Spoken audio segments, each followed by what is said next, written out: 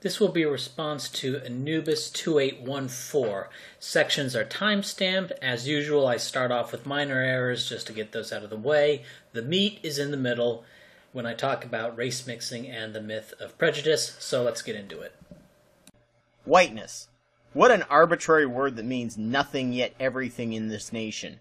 What makes you white? Well, it usually refers to a set of gene mutations that produces less melanin in various levels and shades. It specifically propagated more the colder it got due to increased clothes wearing and less sun exposure, reducing levels of vitamin D. Also, it involves a type of skin and hair texture we got from interbreeding with Neanderthals. Okay, basic error. East Asians actually have more Neanderthal admixture in them than Europeans do, but I'm not sure what significance he even thinks that Neanderthal admixture has, or why it's important to bring up. Along with allergies, certain neurological conditions, and higher levels of substance abuse. He says that Europeans are more prone to addiction, and I know why he thinks that. That's something you're going to think if you're not a very deep thinker. Yes, on surveys, whites are more likely to say they do illegal drugs. On randomized urine trials, however, blacks are more likely to be found having illegal drugs in their urine and in hair samples, and blacks and Hispanics are more likely to be hospitalized for overdosing, all of which indicate that they actually use illegal drugs more often, but that they just lie on the surveys. But if you're a HuffPo drone and you don't dig, you'll imagine that blacks and Hispanics are less likely to do drugs than white. You'll buy into this anti-white misrepresentation. Okay? The lying press. Okay? They lie. Also, other races appear to be more prone to alcoholism, including mixed-race Hispanics, which goes against this myth of whites being more addictive, more likely to be addicted to things. He also points out that Europeans are more likely to be diagnosed with a neurological disorder, and, maybe that's true, okay? Maybe because white people are more likely to be diagnosed with a neurological disorder, that means they're actually more likely to actually have one. Okay, it could just be that white people are more likely to be diagnosed because they have better health care, or the healthcare professionals see it more in whites than in other races or something like that, right? Or it could be more actual problems. I don't know. But let's say it's the case. Well, that should be something to tell other races to stay away from whites on, unless they want our disorders. But of course he would say, no, because those bad things that white people have, they would be washed away with the cleansing waters of race mixing, right? But, of course, all throughout the video, he refers to race as some cultural process deeply related to class, right, with very little basis in genetic reality. But then he says that the races, or whatever he wants to call them, are genetically distinct enough to benefit from hybridization. The gene expression is on a gradient over most of Europe, and with the whitest being from the coldest regions, and a nice tan in the southern Mediterranean regions, where they mixed with the North Africans since the Roman Empire. Right, what is this supposed to mean? One guy married a North African every 20 years over 2,000 years? You say, have been mixing since the Roman Empire. Well, what's that supposed to mean?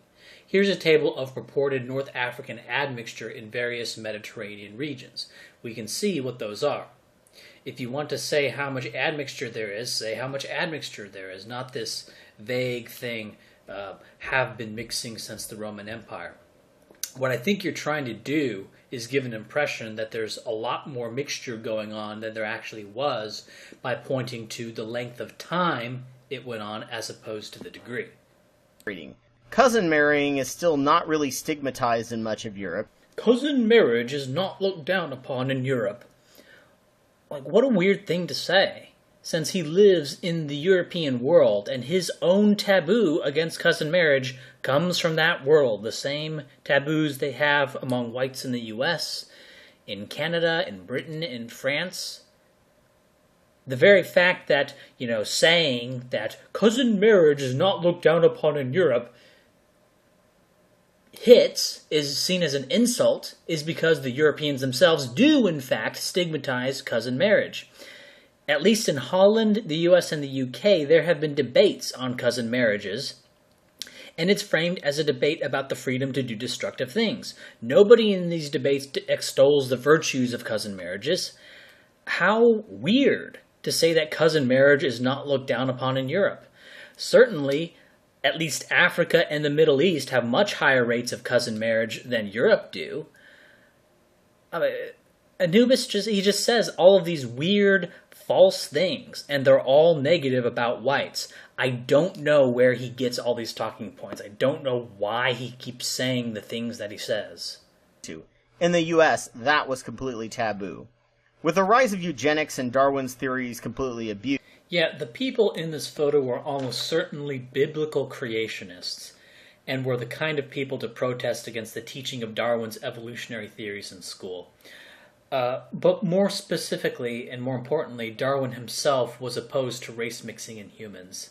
And here's a quote from Darwin. He says, "That many excellent and kind-hearted mulattoes have existed, no one will dispute. And a more mild and gentle set of men could hardly be found than the inhabitants of the island of Chilce, who consists of Indians commingled with Spaniards in various proportions.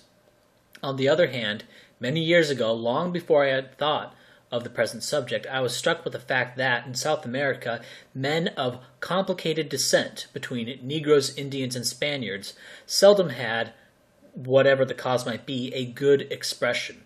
Livingstone, and a more unimpeachable authority cannot be quoted, after speaking of a half-caste man of the Zambezi, described by the Portuguese as a rare monster of inhumanity, remarks, quote, "It is unaccountable why half-castes, such as he, are so much more cruel than the Portuguese, but such is undoubtedly the case." An inhabitant remarked to Livingstone, "God made white man, God made black man, but the devil made half-castes." When two races, both low in scale, are crossed, the progeny seems to be eminently bad.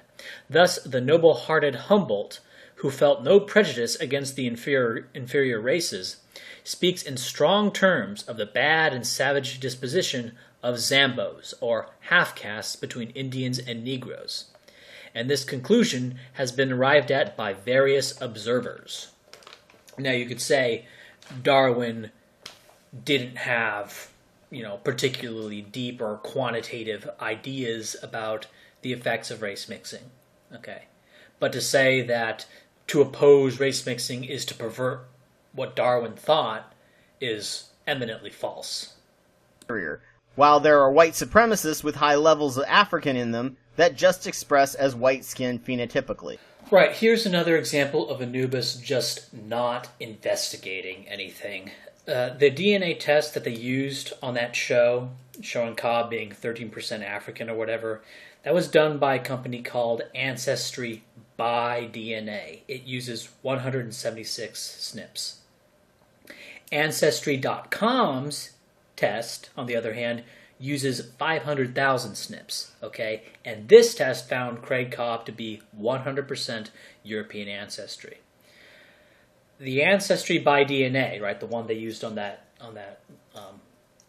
live show, the one they used on Cobb, is, in my opinion, designed to produce fake results using a very low number of markers. It's an Ancestry by DNA test. They're used a lot in universities, and professors love it because you get lily white students showing up with large African admixtures, and then those lily white students go out into the world imagining that they are in fact a large proportion African when they're really basically 0% African. Detesting the Irish and thinking they're a mongrel degenerate race is now laughable, but 100 years ago they were despised, and in the 1920s the KKK rose up to oppose them and Italians against Catholicism. The US and Britain especially classified races of the world, and they ranked them based on hierarchy, with, of course, English at the top, German and French below, Spanish and Italian below them, Scandinavians lower, Poles and Russians below them, Slavs and Irish even lower, Jews and Chinamen below them, Middle Eastern and Indians below them, Native Americans and Roma below them, Africans, and finally Cohesians or Pygmies. Alright, it's pronounced Khoisan. San means people, and they are Khoi, or the Khoi people. Okay, here's a very recent list I did on the fertility rate of different groups. Clearly, I must imagine that Democrat whites are a different race than conservative whites because, see, I'm putting them on a list that includes racial groups. I seriously think that in 100 years, people like you will imagine that people like me actually thought Uyghurs were in fact of African descent. And that my conception of races included like all sorts of non-genetic social categories, right? Because in my analysis of the world, I use both.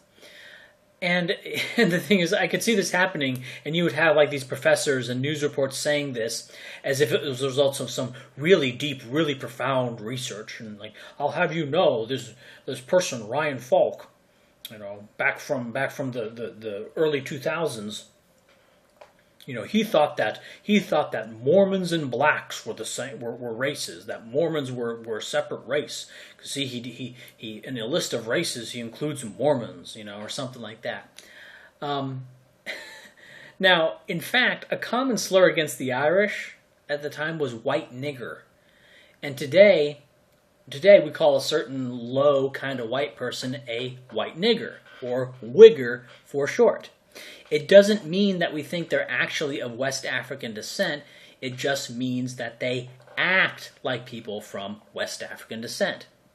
And you take that drawing of the Irish, English, and African's head, that's not from an anthropological journal. That's from Harper's Weekly. Okay?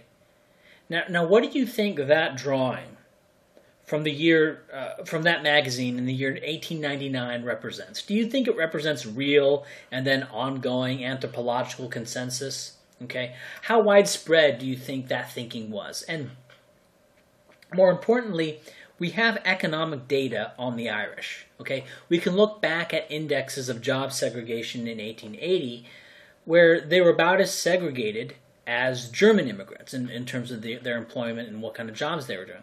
And in 1930, when they were equidistant between the German Americans and the British Americans.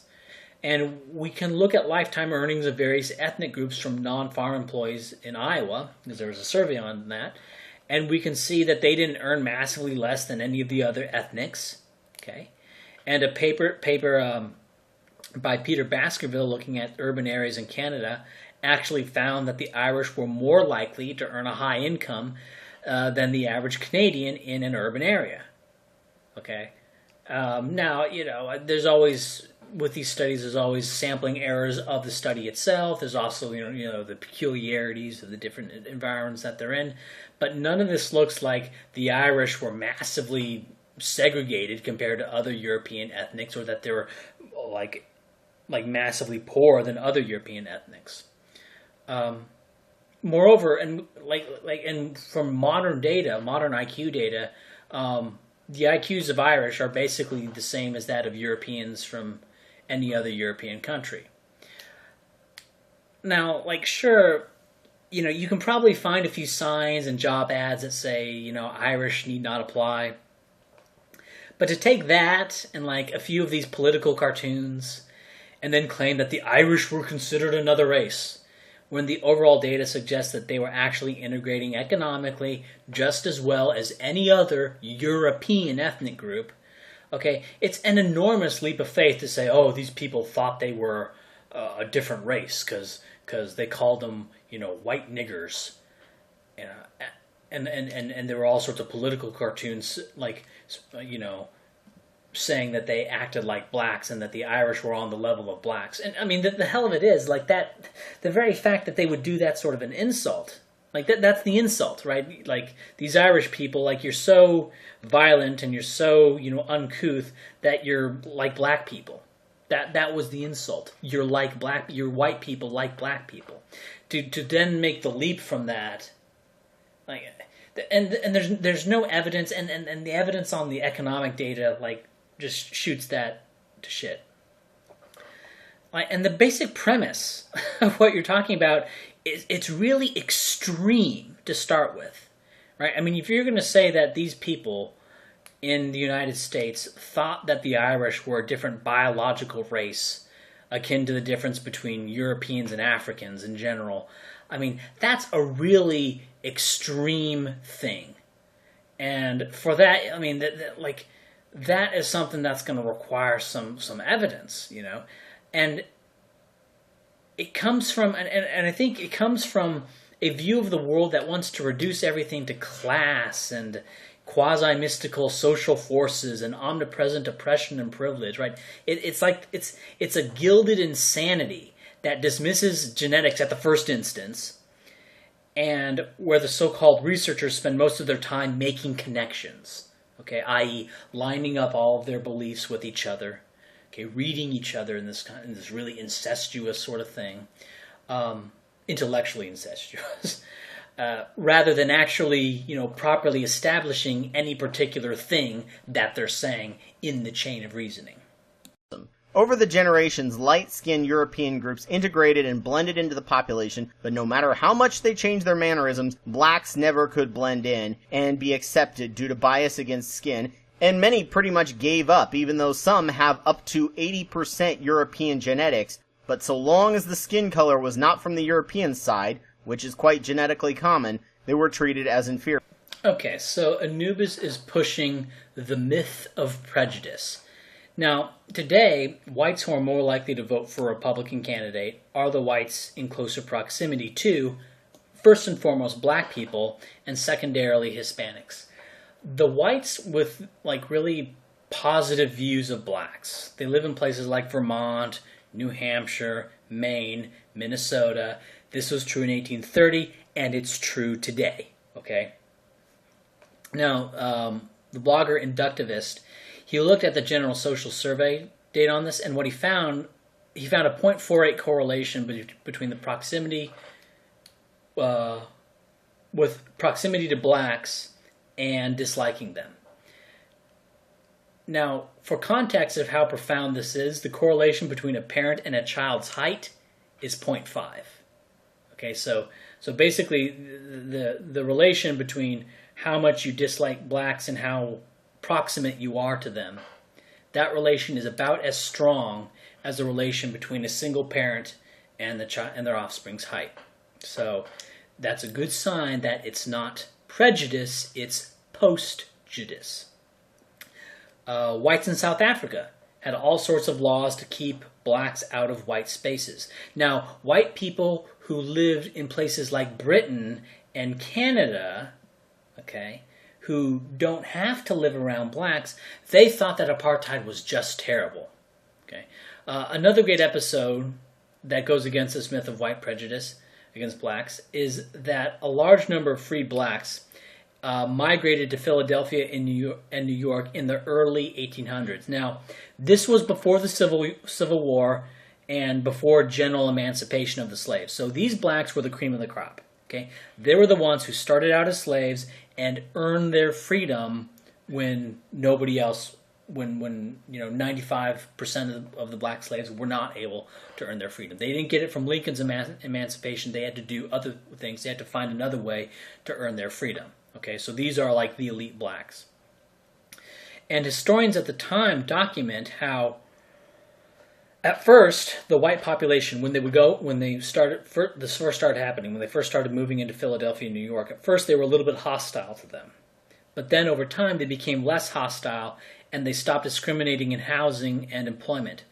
And at the lowest level of racial segregation, just before the mass migrations of blacks emancipated by Lincoln, the blackest neighborhood in Philadelphia was less than 50% black, okay?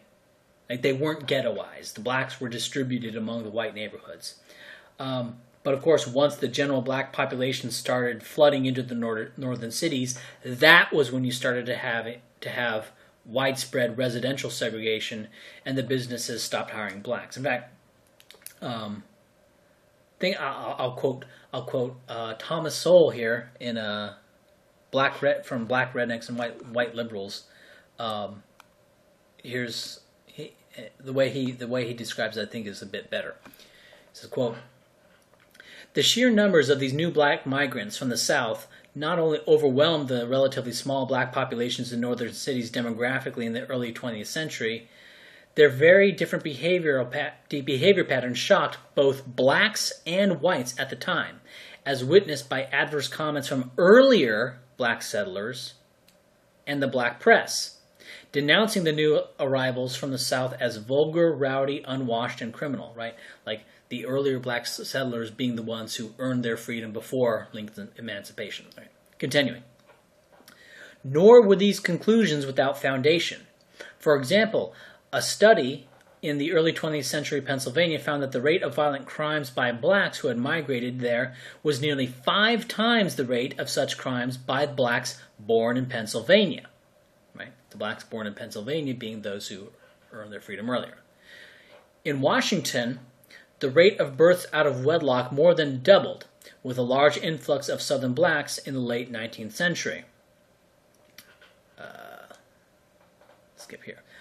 One indication of the white reaction was that blacks no longer remained as free to live in white neighborhoods. This represented a major retrogression in race relations. In the late 19th century, racial segregation in housing in northern cities was no longer what it had been, or what it would become again in the years ahead. In Detroit, as early as 1860, no neighborhood was even 50% black. Okay, maybe it was Detroit, not Philadelphia. Anyway. Continuing. In Chicago, as late as 1910, more than 2/3 of the black population lived in neighborhoods where most residents were white. But after the mass migrations of blacks from the South, attempts by blacks to move into white neighborhoods in Chicago were met with violence, including bombings. New York, Philadelphia, and Washington were also cities which began to restrict blacks to ghettos only after the massive influx of Southern blacks and their redneck culture. Okay, this sort of ties into what Thomas Sowell thinks. He thinks basically blacks inherited old white redneck culture. Not rednecks like today, but something different. But anyway, continuing. He says, residential segregation was not the only retrogression in race relations during this period. In some northern and midwestern cities where schools had been racially integrated for years, black children were now segregated from white children after the mass influx of blacks from the South. Blacks in Washington were no longer allowed in white theaters, restaurants, or hotels, and their opportunities to work in white-collar occupations shrank. Now, Sowell, of course, he tries to tie this back to culture and says that blacks embraced redneck cracker culture, which very few whites today, just putting Sowell's argument here, very few whites today embrace, okay? Whites today who fancy themselves rednecks or whatever, that's not what Sowell is talking about when he's talking about the old South, right? He's talking about people who look down on hard work, whereas people who fancy themselves rednecks today, you know, they celebrate it. That's salt of the earth sort of thing. Sowell's talking about people who are like obsessed with status and respect and prone to dueling over trivial insults or even perceived insults, okay? And rural whites today don't act like this, okay? Rural whites act like whites everywhere else, okay? There's no major difference in behavior between rural and urban whites.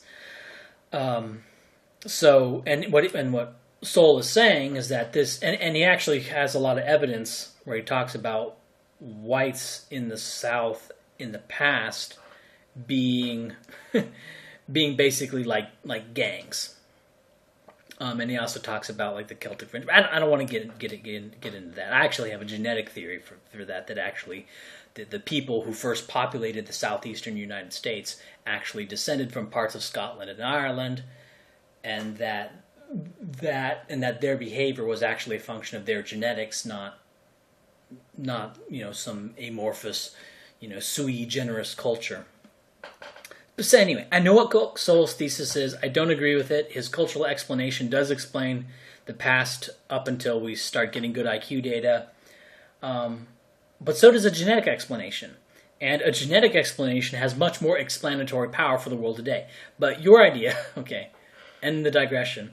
Your idea, Anubis, that negative views of blacks is a result of prejudice, like prejudice, it just makes no sense whatsoever when the whites who have the least contact with blacks are the ones with the most positive views of them, okay? The actually prejudiced whites are those like who know one black guy who got into the college they're going to, or manage to earn enough to get into a neighborhood, or that like the black guy, the one black guy who lives in their white neighborhood. Okay, and so you then imagine that all black people are like this. Okay, what these people are doing is they are prejudging blacks in a positive manner based on like the elite blacks that they have contact with, and the nice blacks on TV. Okay, and so they're prejudging blacks in a positive manner before any data or any breadth of experience. Okay, like whereas the whites in Mississippi, they have much more breadth of experience. Interacting with a wider range of blacks. Bacon's rebellion solidified the concept of race in the U.S. minds of black versus white when the British class system didn't work anymore to control the American. Okay, this crap. No event solidified the concept of race. Links in the description showing various Chinese dynasties having laws against race mixing with Iranians, and people from the Indian subcontinent and Filipinos and other Southeast Asians. Egypt also had laws strictly regulating Nubian entry into Egypt, and they clearly depicted Nubians as distinct from them. Aztecs were clearly aware of Europeans as a different race from them on first contact, and it wasn't just how they were dressed. Okay, Japanese drew Westerners, meaning Europeans at the time, in a very distinct manner. When ancient Greeks had occasional contact with black Africans, they portrayed them in a distinct way. In the 1980s, when Europeans were going into like the middle of the Congo and finding African tribes that had no contact with the outside world, these tribes immediately recognized them as physically very distinct. Okay, they may not have had the word race, but they recognized them as a distinct race. Biological races are recognized by infants. Okay, they're not that's nothing. Like they don't even know how to speak. No concepts can be impressed upon them at that age.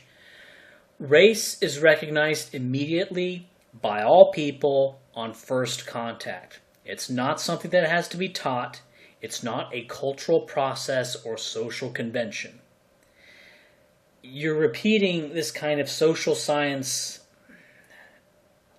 Like it's almost like mysticism, because it's been around for such a long time that like the hypotheses that were floated by these people, like going back to like the 1910s with Boaz, it's existed for so long that people today have come to imagine that it was ever evidenced at any given point. Okay, and this is not a debate point here. I'm not going to pretend that what you're saying here is like a serious belief that should be considered or pondered. No, this idea that some event solidified the concept of race, like this is a joke, okay? And anyone who believes it is a big fat joke and a disgrace. Lowlies. When the black slaves were freed in Britain, they married with the lower class whites, and few batted an eye so long as they knew their place in the caste system and didn't try and rise above their class they were born into. Nobody batted an eye.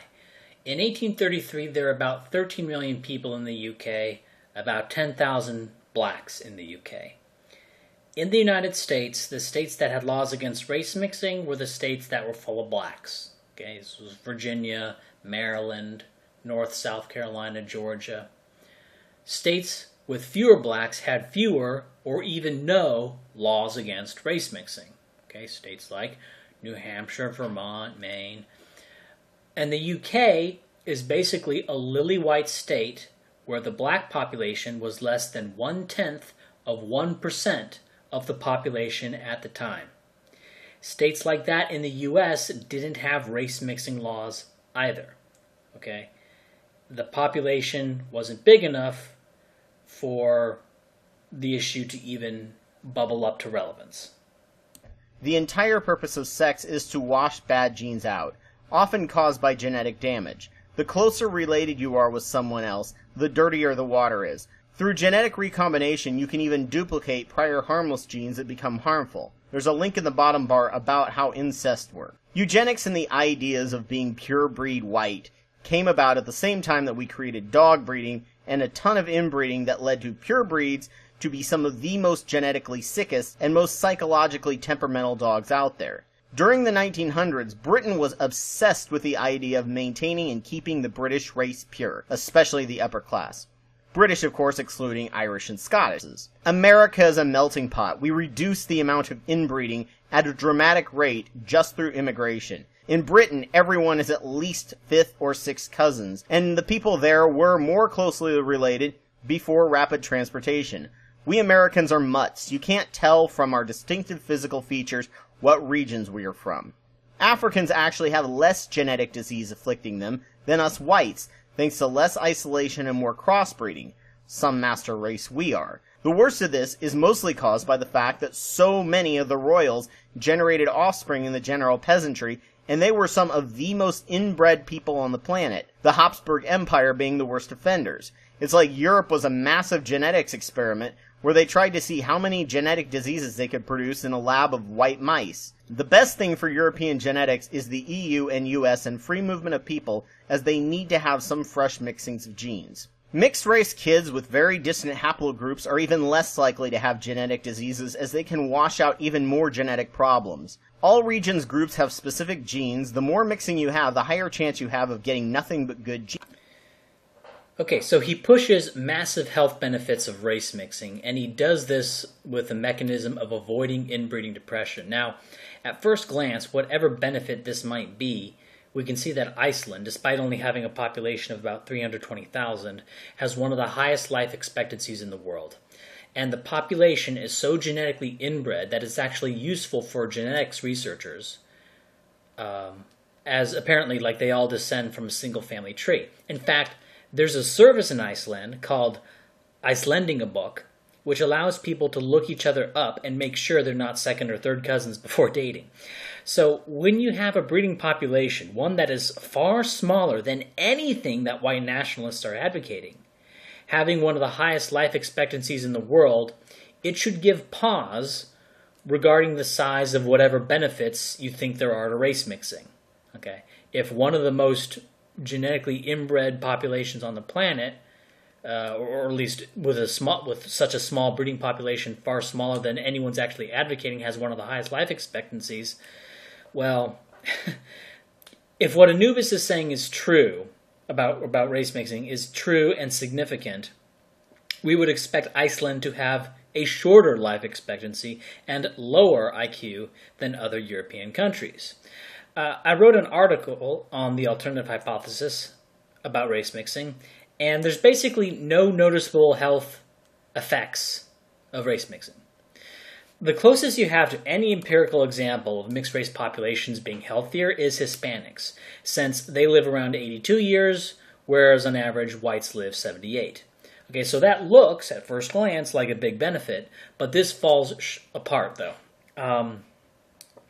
Because the whiter Hispanics actually live longer than the Hispanics with more Amerindian admixture, right? And that contradicts any hybrid vigor hypothesis. Also, studies on the life expectancies of mixed-race people in Scotland, of all places, and Brazil, they also showed no benefit to the life expectancies of mixed-race people. And you can also look at birth defects, and no, there's no real difference between whites and blacks and Hispanics on those.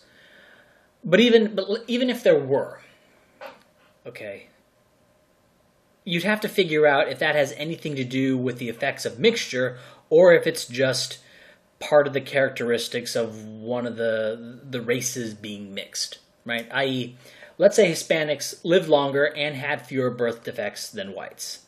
Okay, that could be entirely a function of the Amerindian admixture, right?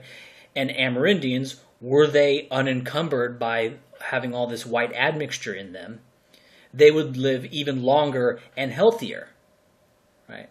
So, when taking an example of a mixed-race population, and even if you were to find such a population, so some mixed-race population, they live longer than white people, for example, you'd have to decompose. First, you'd have to decompose the environmental effect, which with Hispanics, it appears to be an environmental effect, given that the whiter Hispanics live longer than the more mixed Hispanics.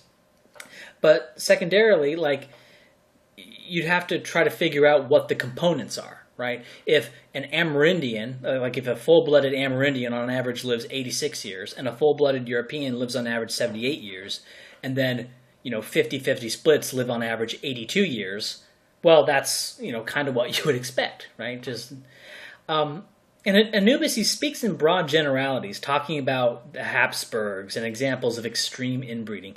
Of course, this is an irrelevant point because nobody's advocating any of this. And the hell of it is that inbreeding is much more common in the Middle East and, as far as we know, in Africa. And while everyone pushes hybrid vigor by the reduction of double expression of recessive alleles, they ignore that gene frequencies evolve in sets or clusters or coadaptive gene complexes. And certain alleles that may be beneficial in one genetic context may be harmful in another. And when you mix genetically distant populations, you're getting sort of a random draw from each group, and so they're not necessarily going to align. At least this is the outbreeding depression argument, and I'll link to it. There's people with authority points making this argument. It's not just something I made up. In fact, excessive outbreeding can, in theory, cause more expression of damaging recessive alleles, because two races can have recessive alleles at different locations. When you ask your average white supremacist in the U.S., those four, along with the Jews, is how they usually classify a race. Once again, completely arbitrary. Forensics does utilize skull features to narrow down a person's origin, named Caucasoid, Negroid, and Mongoloid, but that is hardly an indication of which pure haplogroup you're from. Yeah, this is super wrong. Self-identified race and best fit genetic cluster lines up about as perfectly as you can expect, and this is true with random SNPs, not just ancestral markers. And no, these aren't white supremacist categories, okay? These are the categories that everyone with eyes and whoever comes into contact with other races comes up with. Now, this guy Anubis, he likes to fling out terms like white supremacist and racist all the time, which is, whatever. If you want to fling around insults and slurs, whatever. That's his prerogative. But the problem is that then people hit back. And when people hit back and insult him and call him all sorts of unflattering things, he calls this bullying. Okay, and he has zero self-awareness. I don't know, maybe he's like so stupid that he's not aware that the terms white supremacist and racist are like, they're like a sledgehammer that you use against your opponent, right? Or to use his language, they're bully terms, okay? I guess either he's too stupid that he's not aware of this, or he is aware of this, but he just doesn't care and he wants to cry about being bullied. It's just bizarre. He has zero self-awareness. Dogs have a ton more skull shapes than we do, and are still all descendants of wolves. Human ethnic populations are at best sub-breeds, created only by isolation, inbreeding, and slow genetic drift with no purpose in mind, unlike bred dogs. But even then, Concordance has a great video on the genetic bucket chain that shows that we weren't really all that genetically isolated due to trade, travel, and migration. Again, weren't that isolated. So one guy goes to China and marries a China woman, therefore Europe wasn't isolated. Or, a Chinaman comes to Europe, therefore, China and Europe were connected, or something. Right? Or this bucket chain thing. Concordance made a video called The Genetic Bucket Chain, and in that video it says exactly what it sounds like it's saying, right?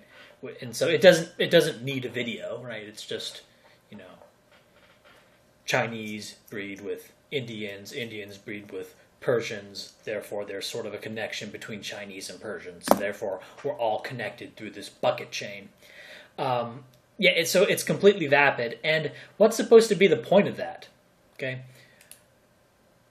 I mean, this may matter from like some genetics researcher who's interested in this, but when Anubis is trying to deny race, this would only matter if you're obsessed with some one-drop purity racial thinking, which of course Anubis is obsessed with. It's the stilted absolutism, and in his autism, he imagines that others must be as ridiculously absolutist as him.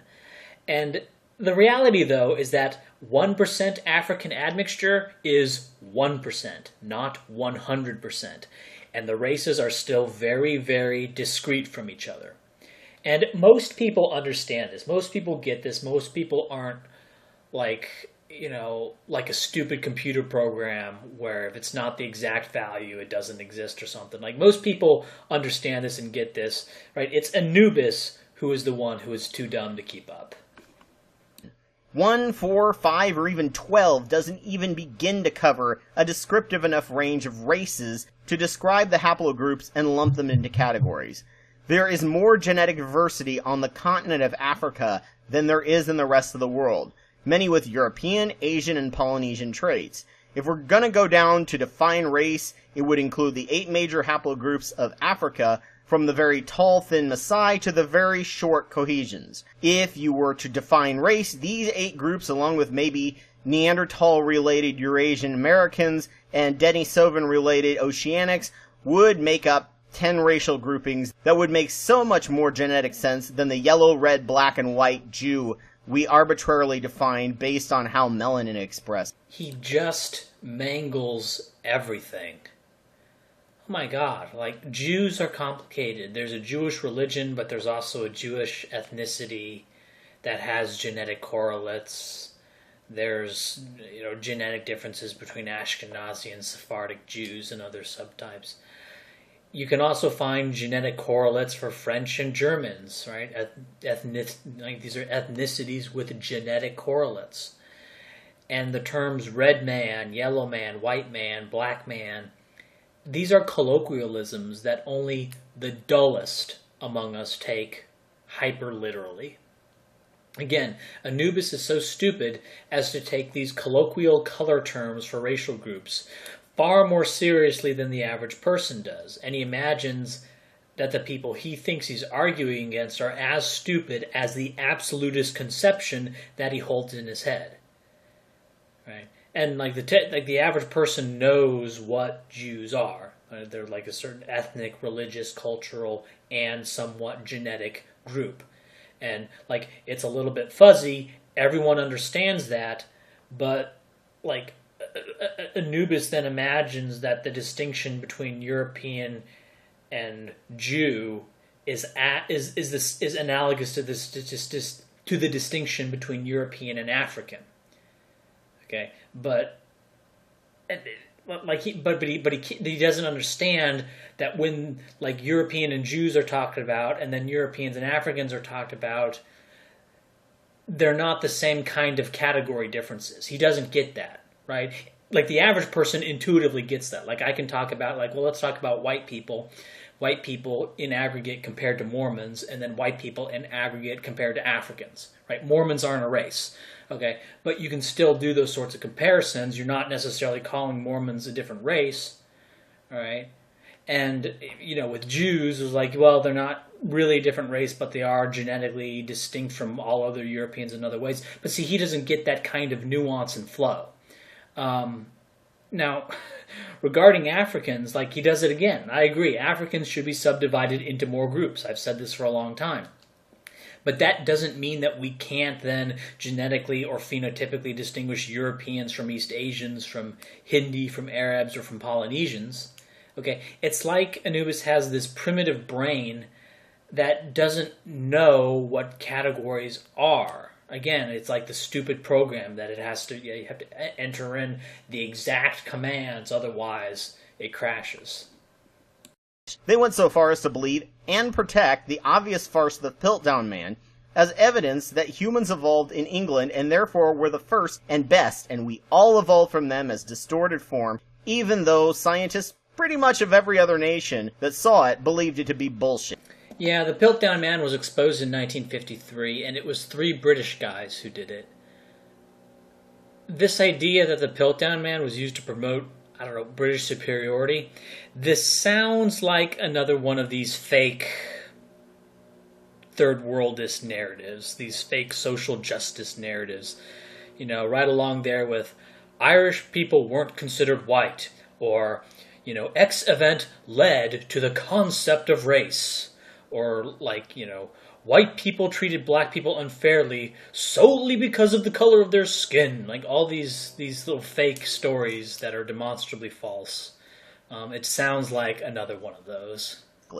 I had a Serbian white nationalist comment, which seems to be sadly rather common in the old Soviet bloc, call me a race traitor. I called him an inferior Slav, way below my superior English and German heritage, who of course were superior because we discovered the science to define race in the first place, placing you people as inferior. What did you scientifically do in comparison to us superior English and Germans? Or perhaps the entire concept of race is complete bullshit and we're actually equals as human beings.